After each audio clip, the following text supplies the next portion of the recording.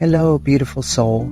Today I want to share a deeply personal chapter of my journey with you, one that taught me how to find an island of refuge within myself through mindfulness, self-regulation, and the power of intentional living. Let's go back to 2020. I was in my second semester of my master's program and had started an internship that stretched me in every possible way. I was learning a new operating system, trying to understand how accounts worked, how people got paid, and I was desperate to do everything right and on time.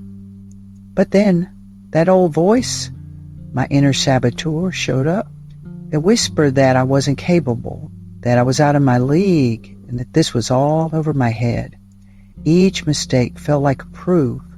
Every correction, even a simple email pointing out an error, triggered waves of shame and anxiety. I'd feel that familiar sick pit in my stomach, followed by an intense urge to run out of the building.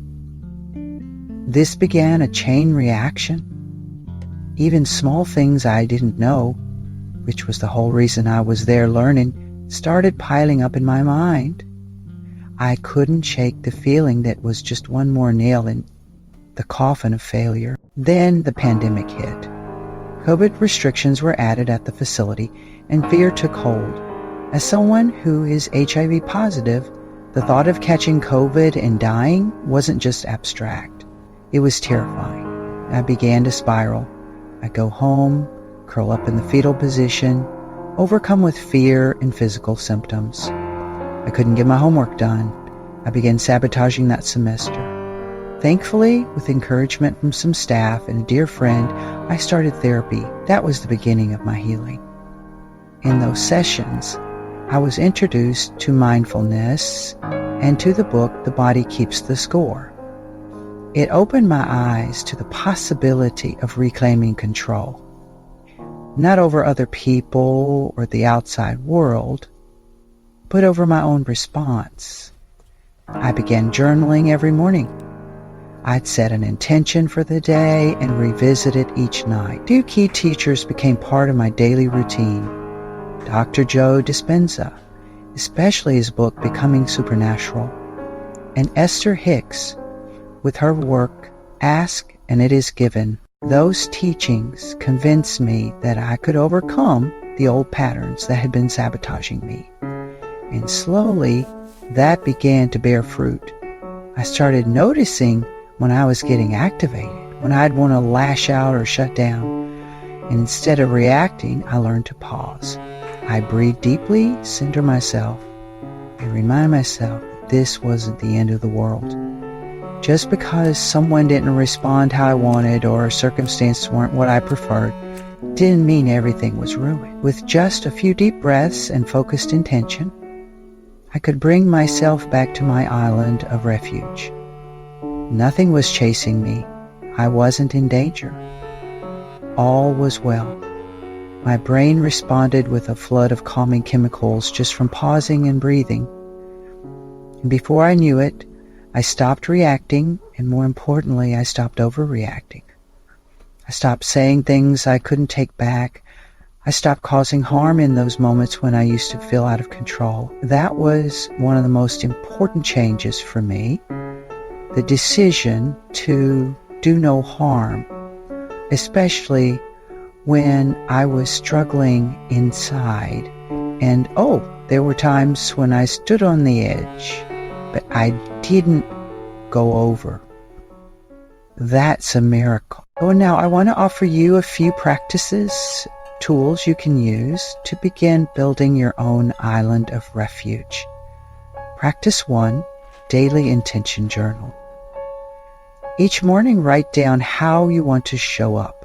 What feeling or quality do you want to embody today? In the evening, reflect on how you did. Celebrate the moments you aligned with your intention. Practice 2, 4, 7, 8. Breathing, inhale through your nose for 4 seconds. Hold for 7 seconds. Exhale through your mouth for 8 seconds. Repeat 4 times. Let this ground you and calm your nervous system. Practice 3. Mindful observation. Pick something simple like a plant or the sky and observe it closely for 2-3 minutes. Let yourself be fully present. This anchors you to the now. Practice 4. Affirmation and visualization. Speak affirmations like, I am safe. I am in control of my response. I am grounded. Visualize a safe space. Your personal island of refuge.